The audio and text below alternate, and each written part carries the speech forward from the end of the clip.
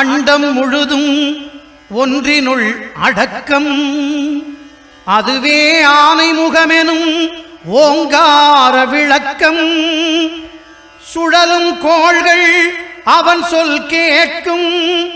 அவனை தொழுதால் போதும் நல்லதே நடக்கும். ஆனைமுகனை தொழுதால் நவக்கிரகங்களும் மகிழும். நல்லதே நடக்கும், நல்லதே நடக்கும்.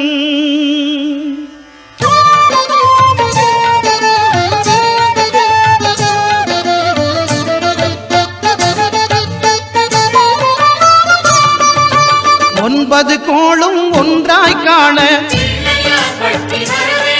அங்கு கற்பகம் என்னும் கடவுளின் மெய்யில். ஒன்பது கோளும் ஒன்றாய் காண அங்கு கற்பகம் என்னும் கடவுளின் மெய்யில். சூரியன் முதலாய் 9 கிரகமும் பலவித குணங்களை கொண்டிருக்கும். எங்கள் கற்பக தருவில் அவை வரும்போது ஒன்றாய் சேர்ந்து பலனளிக்கும்.